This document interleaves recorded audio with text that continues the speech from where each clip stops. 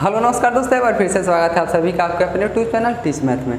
दोस्तों जैसा कि आप लोगों को पता है कि हमारा त्रिभुज का दूसरा क्लास है, ठीक है। त्रिभुज के पहले क्लास में हम लोगों ने त्रिभुज के बेसिक परिचय और प्रश्नावली 6.1 में प्रयोग होने वाले मतलब 6.1 के सारे क्वेश्चन को कर लिया था, ठीक है। प्रश्नावली 6.2 की ओर बढ़ने से पहले हम प्रश्नावली 6.2 में प्रयोग होने वाले कुछ प्रमेय को पढ़ने जा रहे हैं, ठीक है, ताकि इन प्रमेयों का यूज करके हम प्रश्नावली 6.2 के सारे क्वेश्चन को हम आसानी से कर सके, ठीक है ना। तो चलिए ज़्यादा देर ना करते हुए हम वीडियो को स्टार्ट करते हैं। तो दोस्तों यानी प्रमेय 6.1 आप लोगों को स्क्रीन पर दिखाई दे रहा होगा, ठीक है ना। कह रहा कि यदि किसी त्रिभुज की एक भुजा के समांतर अन्य दो भुजाओं को भिन्न भिन्न बिंदुओं पर प्रतिच्छेद करने के लिए एक रेखा खींची जाए तो ये अन्य दो भुजाएं एक ही अनुपात में विभाजित होती हैं, ठीक है ना। तो चलिए इस प्रमेय को हम सिद्ध कर लेते हैं, यानी एक प्रमेय क्या कहता है इसको सबसे पहले हम सीख लेते हैं, ठीक है ना। चलिए सबसे पहले एक त्रिभुज बनाते हैं हम।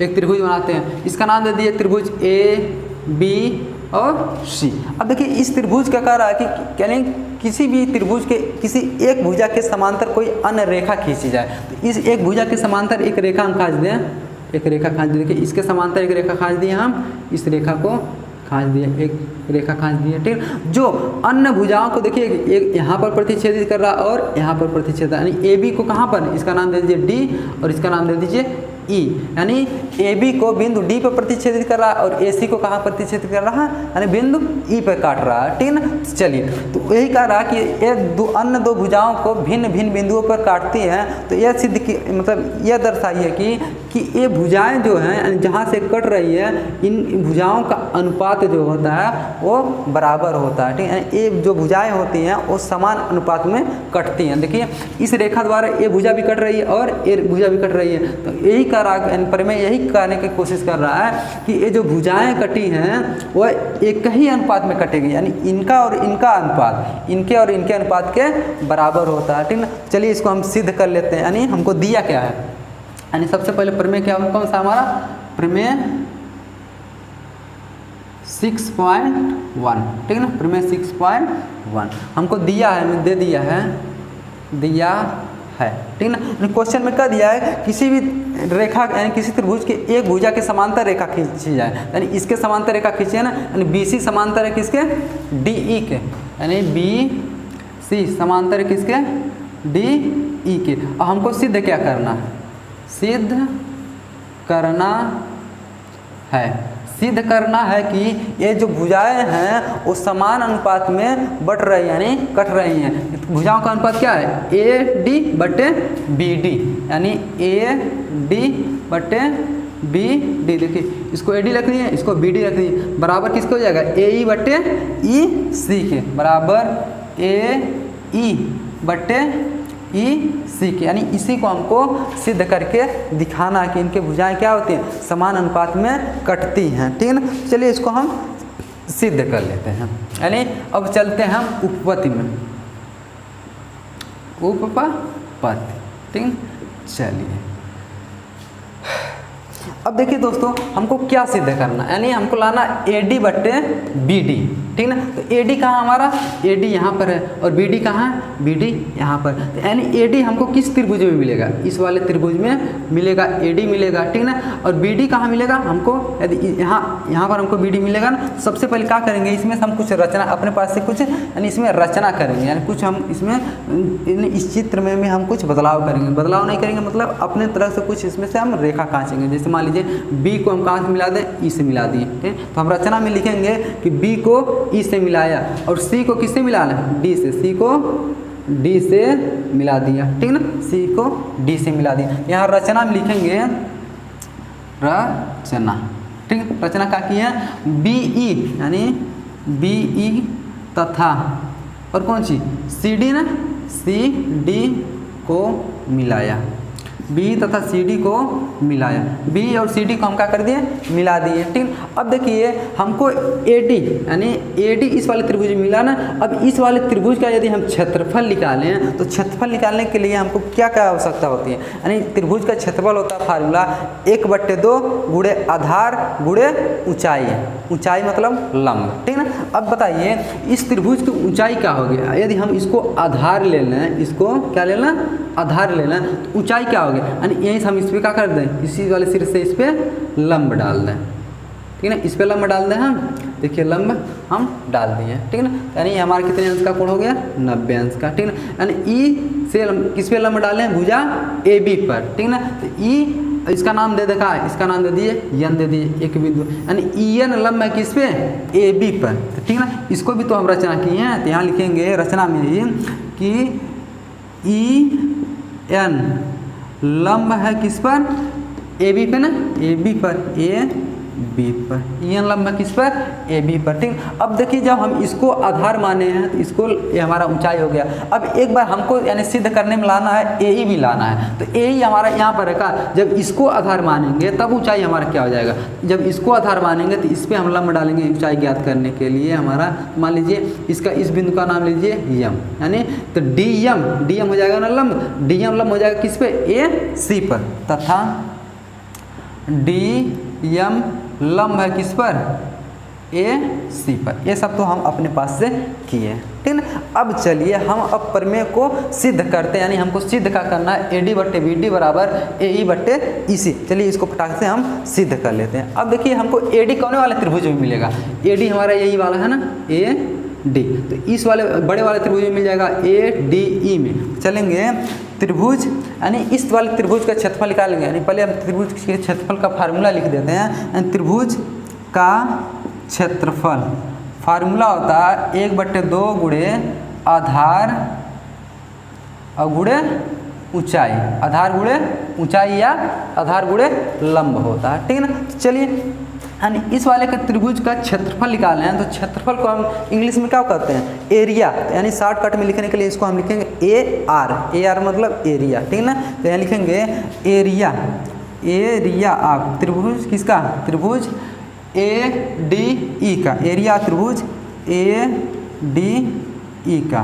बराबर क्या हो जाएगा, 1/2 गुणे आधार क्या हमारा ए डी हो जाएगा ना, ए डी और गुणे ऊंचाई कितना हो जाएगा, ये हमारा आधार हो गया था, हमारा क्या हो जाएगा ऊंचाई, कहाँ से कहाँ तक, ई से लगाई यन तक, तो ई एन लिख देगा, ई एन, ठीक ना। इसको मान लीजिए समीकरण नंबर 1 मान लीजिए, समीकरण नंबर क्या हो गया हमारा 1 हो गया। अब देखिए एरिया हमको किसका मिल गया, ए डी ई का मिल गया। अब देखिए ए डी हमारा बाएं पक्ष में ए डी लाना था, ए डी वाले त्रिभुज का हम एरिया निकालिए। अब क्या लाना है हमको, बी डी भी लाना, तो बी डी किस में है, इस वाले त्रिभुज में का, यानी इस वाले त्रिभुज हमको क्या मिलेगा, बी डी, ठीक। तो किस त्रिभुज में चलेंगे, त्रिभुज बी डी ई में, ठीक ना। तो चलेंगे एरिया ऑफ त्रिभुज बी डी ई में इक्वल टू क्या हो जाएगा, 1/2 गुणे आधार, अब आधार क्या हो जाएगा, ए हमारा क्या हो जाएगा, बी डी और गुणे ऊंचाई क्या हो जाएगा बताइए। अब इस वाले त्रिभुज का ऊंचाई क्या होगा, इस वाले त्रिभुज का ऊंचाई क्या होगा, ठीक ना। अब यहाँ पर ध्यान से देखिएगा, हम एक त्रिभुज यहीं पर बना रहे हैं, ठीक ना, एक त्रिभुज हम बोल दिए इस त्रिभुज की ऊंचाई ज्ञात कीजिए, ठीक ना। तो अब बताइए, चलिए अलग तरीके से इसको बनाते हैं। एक त्रिभुज मान लीजिए ऐसे है, ये वाला हमारा त्रिभुज है, हम बोलिए इस त्रिभुज की ऊंचाई ज्ञात कीजिए, क्या ये त्रिभुज का ऊंचाई है, नहीं, ये तो तिरछा ऊंचाई है। हमको ऊंचाई जब भी ज्ञात करते हैं हम सीधा ऊंचाई ज्ञात करते हैं। अब बताइए हम इस त्रिभुज की ऊंचाई ज्ञात करेंगे, तो यहाँ से थोड़ा सा इसको आगे बढ़ाएंगे, अब एक्चुअल ऊंचाई हमारा ये वाला प्राप्त हुआ है ना, ये वाला तो हमारा ऊंचाई नहीं था, क्योंकि तिरछा था, तिर्यक ऊंचाई नहीं होता है। हम जब भी ऊंचाई लेंगे तो लंबवत लेंगे। तो बताइए भाई हमारा रेखवा जो है वो तिरछा है, का ये वाला ऊंचाई तो होगा नहीं, हम अब यहीं से इस पर लंब डालेंगे, तो कहीं यही वाला लंब इसका भी काम कर देगा का, जो ई एन लंब डाले थे वो इस वाले त्रिभुजों का भी ऊंचाई बन जाएगा, यानी ये वाला जो त्रिभुज हमको मिला है इस वाले त्रिभुज का भी ऊंचाई क्या है, यानी ई एन, यानी इस पर हम लंब डाल दिए, यानी इस वाले त्रिभुज की ऊंचाई ज्ञात करने के लिए ई एन लंब डाल दिए। तो यहाँ लिख देखा ई एन, ठीक है ना, ई एन, यानी ई एन हमारा क्या है, इस वाले त्रिभुज की ऊंचाई हो जाएगी, ठीक है ना। इसको मान लीजिए समीकरण नंबर 2, ठीक है ना, समीकरण नंबर 2 मान लीजिए। चलिए ठीक है ना। अब देखिए यहाँ हमको क्या लाना है, ए डी बटे बी डी लाना है। तो ए डी बटे बी डी कब आएगा, जब ए डी में हम बी डी से भाग कर दें, यानी समीकरण 1 में समीकरण 2 से भाग कर दें। तो यहाँ लिख दें समीकरण 1 में समीकरण 2 से भाग करने पर, ठीक है। समीकरण 1 में समीकरण 2 से भाग करिए। अब देखिए समीकरण 1 वाला यही वाला ना, यानी बाएं पक्ष को बाएं पक्ष में भाग करेंगे, दाएं पक्ष को दाएं पक्ष में भाग करेंगे, तो क्या हो जाएगा हमारा एरिया ऑफ त्रिभुज ADE बटे एरिया ऑफ त्रिभुज BDE बराबर क्या हो जाएगा। देखिए A/2 से A/2 कट जाएगा, क्योंकि देखिए इसमें भी A/2 इसमें भी A/2 खत्म हो जाएगा। EN से EN खत्म हो जाएगा, इधर बचेगा AD, इधर बचेगा BD, बराबर क्या बचेगा AD बटे BD, यानी AD बटे BD, ठीक ना। समीकरण 1 माने थे, समीकरण 2 माने थे, इसको समीकरण नंबर 3 मान लीजिए, 1 2 3 मान लीजिए, ठीक ना। समीकरण नंबर क्या हो जाएगा हमारा 3 हो गया, ठीक ना। चलिए अब आगे बढ़ते हैं। अब देखिए बाएं पक्ष वाला तो मिल गया AD बटे BD तो हमको मिल गया। अब क्या लाएंगे हम AE बटे EC लाएंगे, तब दोनों को हम आपस में बराबर करेंगे। तो AE बटे EC कहाँ से आएगा। AE देखिए कहीं A से लगाए E तक, यही वाला है का A से लगाए E तक, तो E कौन त्रिभुज में आया है, AE जो है यो वाले A ऊपरा वाले त्रिभुज में आएगा ADE में, उसमें आया। क्या करेंगे, लिखेंगे एरिया ऑफ त्रिभुज ADE बराबर। अब देखिए त्रिभुज का क्षेत्रफल क्या होता है 1/2 गुणे आधार क्या हो जाएगा। अब की आधार को क्या लेंगे AE को लेंगे, क्योंकि हमको लाना क्या है AE लाना है। क्या हो जाएगा हमारा AE और गुणे ऊंचाई क्या हो जाएंगे। जब आधार A वाला है तो यहाँ से हम लंब यही डाले हैं ना, तो ऊंचाई क्या हो जाएगा हमारा DM, तो लिख दें यहाँ DM, ठीक। समीकरण 3 यहाँ माने थे, इसको मान लें समीकरण नंबर 4 मान लें, समीकरण नंबर कौन सा 4 मान लेते हैं, ठीक ना। चलिए AE आ गया, अब क्या लाना हमको EC भी लाना है। यहाँ पर देखिए EC लाना है ना, तो EC कौन त्रिभुज में है, यानी EC A वाला त्रिभुज में है ना, A वाले त्रिभुज में। इस त्रिभुज का नाम क्या है DEC में, तो लिखेंगे एरिया ऑफ त्रिभुज DEC इक्वल टू क्या हो जाएगा 1/2 गुणे आधार क्या हो जाएगा हमारा आधार EC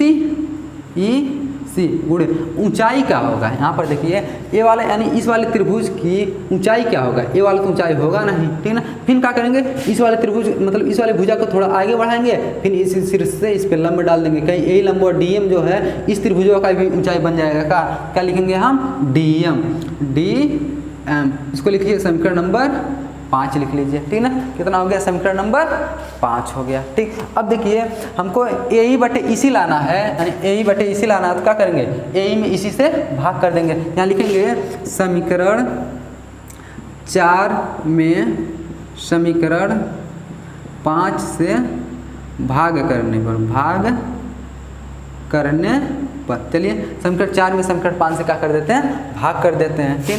अब देखिए तो क्या हो जाएगा हमारा बाएं पक्ष का बाएं पक्ष में भाग दीजिए, एरिया ऑफ त्रिभुज ADE बटे एरिया ऑफ त्रिभुज DEC। देखिए AED बटे यानी ADE बटे DEC हो जाएगा, ADE बटे DEC कर दिए बराबर A/2 से A/2 कट जाएगा, DM से DM कट जाएगा, AE बटे EC बचेगा, AE बटे EC बचेगा। इसको मान लीजिए समीकरण नंबर 6, क्योंकि समीकरण नंबर 5 तक हम मान चुके हैं पहले से, ठीक। अब देखिए हमको चूंकि हाई दोनों बराबर दिखाना है, AE बटे EC और AD बटे BD कब बराबर होगा, यानी हाई दोनों कब बराबर हो, जब इसका बायां पक्ष भी आपस में बराबर होगा। क्या देखिए बायां पक्ष बराबर है, यहाँ ADE है, यहाँ पर भी ADE है, लेकिन नीचे DEC है, यहाँ तो BED है, बराबर तो नहीं है, तो हम बराबर इसको नहीं कर सकते हैं, ठीक। अब चलिए अब इसको फिर हम बराबर किसी भी तरह से करेंगे, ठीक, करेंगे नहीं तो हमारा प्रमेय सिद्ध नहीं होगा, ठीक। चलिए हम इसको सिद्ध कर लेते हैं। अब बताइए यहाँ पर देखिए 2 त्रिभुज बन रहा है, यानी ध्यान से देखिएगा, यानी A वाला त्रिभुज A वाला त्रिभुज, ठीक ना, और एक त्रिभुज A वाला, यहाँ से जो A वाला त्रिभुज बना, यानी एक बार A वाला त्रिभुज बना और एक बार A वाला त्रिभुज बना। इसको कलर कर दें क्या हम, चलिए मान लीजिए कलर कर दिए, A वाला त्रिभुज कलर कर दिए, ठीक ना, पता चल रहा। अब हाइयो वाला त्रिभुज एठो, यानी यहाँ से पूरा वाला त्रिभुज, ठीक। इसमें देखिए कहीं दोनों यानी आधार एक ही है का, DE इस वाले त्रिभुज में आ रहा है, DE इस वाले त्रिभुज में आ रहा है, DE देख रहे हैं त्रिभुज यानी बी डी ई में भी आ रहा है, और डी जो आ रहा है वो डी ई सी में भी आ रहा है, यानी देख रहे हैं दोनों में उभयनिष्ठ एक ही आधार है का। लिखेंगे चूंकि त्रिभुज बी डी ई तथा त्रिभुज क्या डी ई सी का एक ही आधार कितना है, एक ही आधार क्या हमारा डी ई है, ठीक ना। और दोनों त्रिभुज अब देखिए कहीं ये दोनों त्रिभुज, ये वाला त्रिभुज बना है और ये वाला त्रिभुज बना है, वो दो समांतर रेखाओं के बीच बना है का, दो समांतर रेखाओं के बीच बना, यानी जब कोई भी दो त्रिभुज दो समांतर रेखाओं के बीच बनता है और इसमें एक भुजा उभयनिष्ठ रहता है तो उन दोनों त्रिभुजों का क्षेत्रफल आपस में बराबर होता है, ठीक ना। इसको आप याद कर लीजिए, एक त्रिभुज का भी एक प्रॉपर्टी, यानी जब दो समांतर रेखाओं के बीच में दो त्रिभुज बनता है तो उन दोनों त्रिभुजों का क्षेत्रफल आपस में बराबर कब होता है, जब उनमें से एक भुजा उभयनिष्ठ होती है, ठीक ना। चलिए यानी दोनों त्रिभुज यहाँ का लिखें, एक ही आधार डी ई है और दोनों त्रिभुज दो समांतर रेखाओं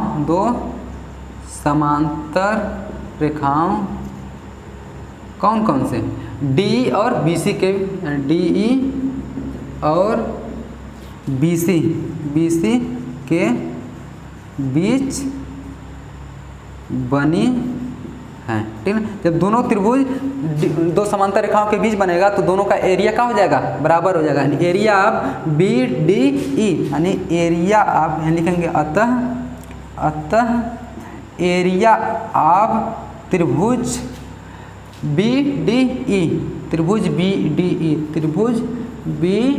डी ई बराबर किसके हो जाएगा, एरिया ऑफ त्रिभुज D E C, area of त्रिभुज डी ई सी के। इसको मान लीजिए समीकरण नंबर 7, समीकरण नंबर कितना मान लीजिए, इसको 7 मान लीजिए, ठीक ना। चलिए अब देखिए हम 7 तक समीकरण को मान चुके हैं। अब देखिए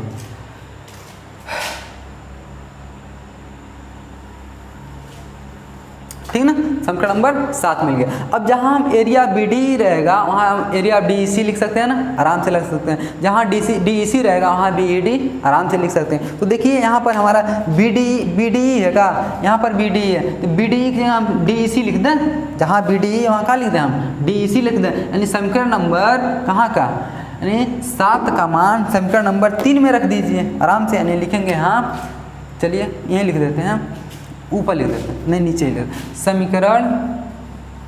समीकरण किसका 7 का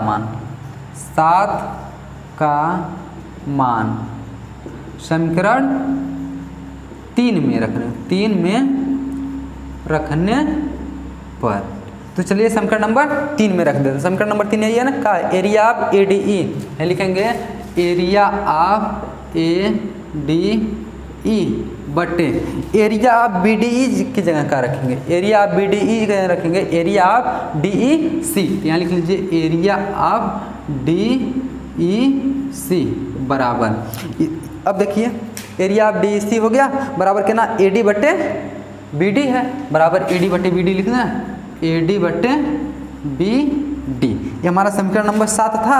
अब की कौन बनेगा, समीकरण नंबर 8 बन जाएगा, 8 बन जाएगा, ठीक ना दोस्तों। ये समीकरण बनने से आप लोग डर घबराइएगा मत, एनसीईआरटी वाले बुक में इतना समीकरण बनाया नहीं है, ठीक ना, वो तो हम अपने लग से इसको बनाते चले रहे हैं ताकि आप लोग इसको आसानी तरीके से समझ सकें, ठीक ना। इस समीकरण आप बनाते चले जाइए, कोई इससे कोई परेशानी वाली बात नहीं है, ठीक ना। चलिए अब बताइए, यहाँ पर देखिए हमको ए डी बटे बी डी यहाँ मिल गया और ए ई बटे ई सी यहाँ पर मिल गया, कहीं देखिए यहाँ यानी ए डी ई सी, ए डी ई सी यहाँ पर रहेगा। जब दोनों पक्ष है बायां पक्ष बराबर है तो दायां पक्ष भी आपस में बराबर हो जाएगा। तो लिखेंगे समीकरण नंबर 6 और 8 से, लिखेंगे समीकरण 6 और 8 से, 8 से, ठीक ना, समीकरण नंबर 6 और 8 से, ठीक ना। चलिए अब देखिए जहाँ ADE बटे DEC है वहाँ हम AD बटे BD लिख दें का, देखिए AD बटे BD लिख सकते हैं यहाँ पर,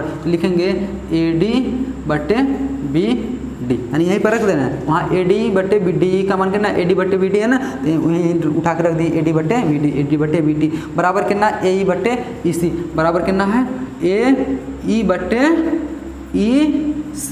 बस देखिए कहीं यही हमको नहीं सिद्ध करना था, यानी AD बटे BD बराबर AE बटे EC बराबर AE बटे EC, यानी इति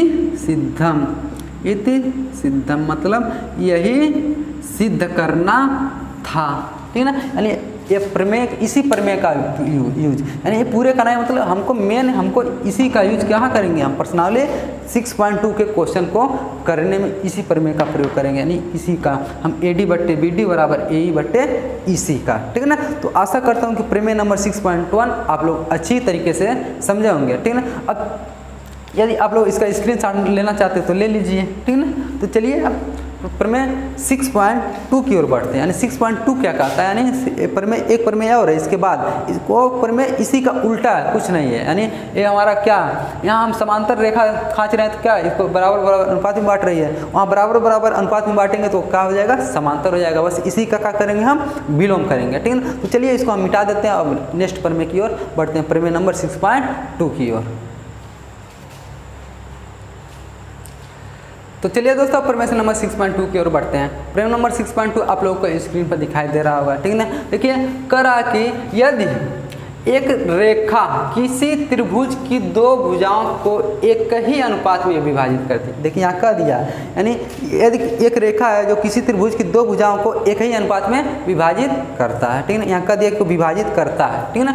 यानी यदि एक रेखा किसी त्रिभुज की दो भुजाओं को एक ही अनुपात में विभाजित करे तो वह तीसरी भुजा के समांतर होता है, वह तीसरी भुजा क्या होता है, समांतर होता है। यानी वहाँ क्या था, वहाँ समांतर दिया था तो हमको अनुपात बराबर दिखाना था, यहाँ अनुपात बराबर दे दिया तो क्या दिखाना, हमको समांतर दिखाना है। तो इसको क्या बोल सकते हैं, प्रमेय, इसको बोल सकते हैं प्रमेय 6.1 का विलोम भी बोल सकते हैं, ठीक है ना, प्रमेय नंबर 2 को, तो इसको बोल सकते हैं 6.1 का विलोम, ठीक है ना। चलिए इस प्रमेय को भी हम सिद्ध करके देख लेते हैं कि ये प्रमेय हमको कहता क्या है, ठीक है ना। कौन सा प्रमेय हमारा, प्रमेय 6.2, ठीक है ना।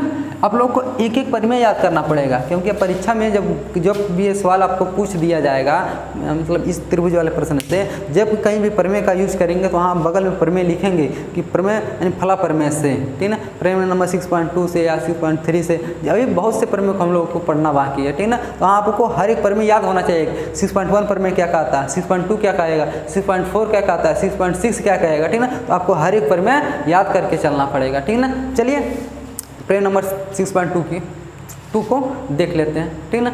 चलिए अब देखिए इसमें भी क्या करेंगे, सबसे पहले हम एक त्रिभुज बना लेते हैं।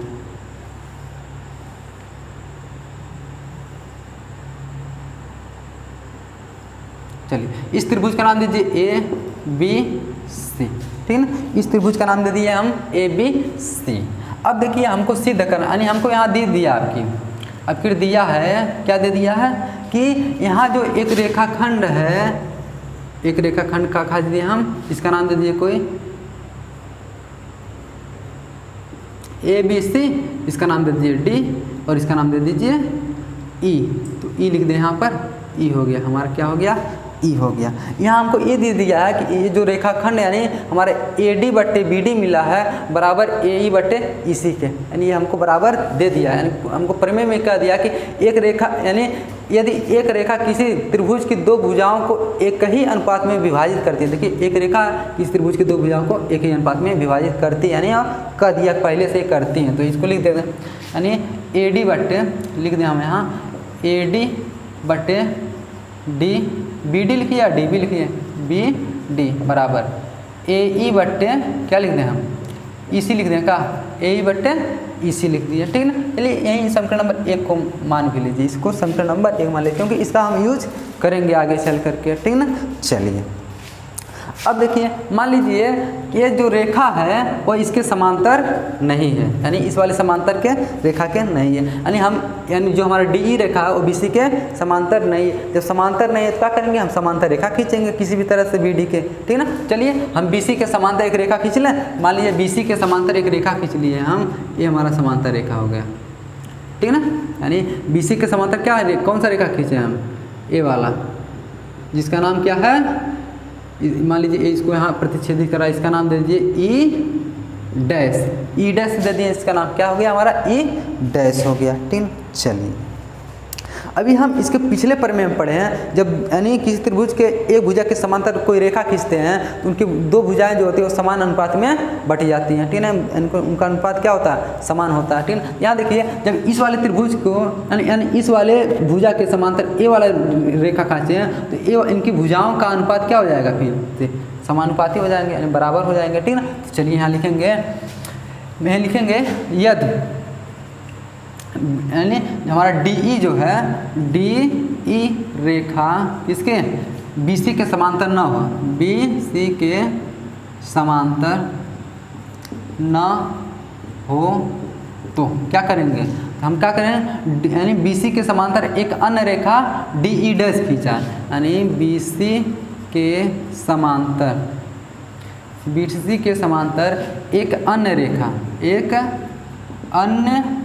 रेखा क्या खींचा, DE डैश खींचा, DE डैश खींचा, ठीक ना। अब देखिए DE डैश खींच दिए, हम मान लिए भाई इसके समांतर नहीं है, हम मान लिए ए वाला समांतर इसके है, यानी BC के समांतर है DE डैश। जब समांतर है क्या होगा, इनके भुजाओं का अनुपात आपस में बराबर होगा, यानी AD बट्टे BD क्या हो जाएगा, अतः AD बट्टे क्या हो जाएगा, BD बराबर किसके हो जाएगा, AE डैश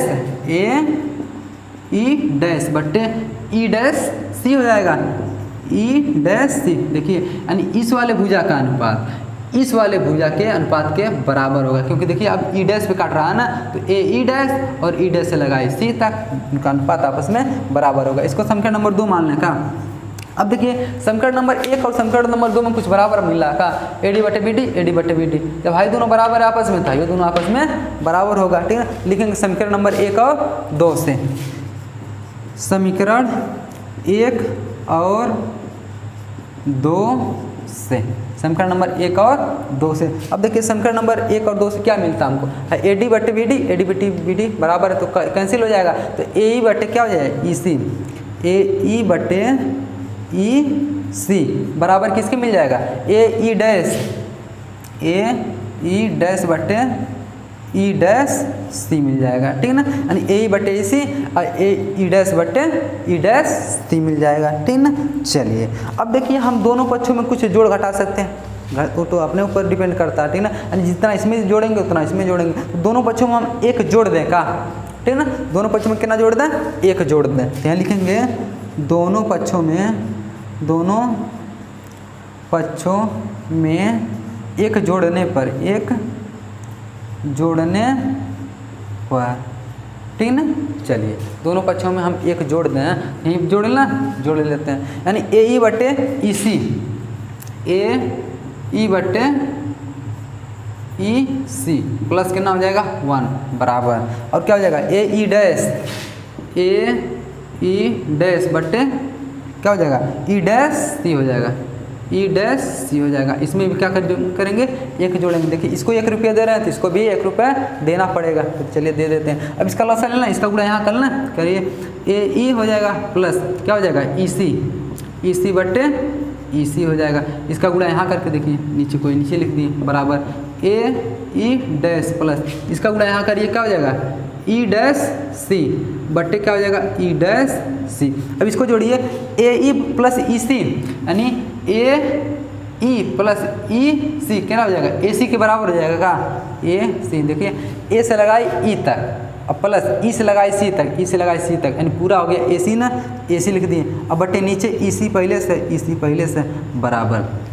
अब देखिए AE डैश है इतना, खाली है इतना, अब प्लस E डैश C और E डैश से लगाए C तक, यानी इतना प्लस इतना बराबर पूरा कितना AC बटे क्या हो जाएगा ई डैश सी हो जाएगा, ई डैश सी हो जाएगा। अब देखिए कहीं ऊपर वाला बराबर दिख रहा है, कहाँ, जब ऊपर वाला बराबर है तो इसको काट दीजिए, कैंसिल हो जाएगा, ठीक है ना। क्या हो जाएगा, तब नीचे वाला भी बराबर होगा, ई सी बराबर क्या हो जाएगा, ई डैश सी हो जाएगा, ई सी बराबर ई डैश सी, यहाँ लिख दें ई सी बराबर ई डैश सी। आई देखिए अब क्या हो गया, यानी ई सी जो है ई डैश सी के कब बराबर हो गया, यानी जब हमारा कहाँ, देखिए ई सी, ई से लगाए सी तक की दूरी, ए वाला दूरी किसके बराबर है, ई डैश सी तक, यानी ई डैश सी तक, यानी पूरा दूरी के, इतना दूरी के। अब बताइए इतना दूरी इतना के बराबर हो सकता है कभी, हाँ, ये तभी हो सकता है जब हाई बिंदुआ ई वाला ए पे घुसुक के चले आए। अभी देखिए क्या हाई इतना दूरी जो है वो इतना दूरी के बराबर होगा, कब होगा, जब हाई वाला खिसका के इसको भी इसी पे लाइए, किस पे, ई डैश को ई पर होना चाहिए थे, लिखेंगे यहाँ, यानी ई सी बराबर ई डैश सी मिला है ना, जिसको यहाँ लिख लेते हैं, यानी ई सी बराबर ई डैश सी, ठीक है, यही मिला है ना, यहाँ लिखेंगे नीचे, अतः यह तभी संभव है, यह तभी संभव है जब ई डैश किस पे होना चाहिए, ई पर, जब ई डैश बिंदु ई पर स्थित होगा, ठीक ना, यानी हाई वाला कहाँ आ जाएगा, ई डैश किस पे आ जाएगा, ई पर आ जाएगा। अब बताइए हाई तो हमारा जब ए इस पे आ गया तो हाई दोनों आपस में क्या रहेंगे, समांतर रहेंगे, तो लिखेंगे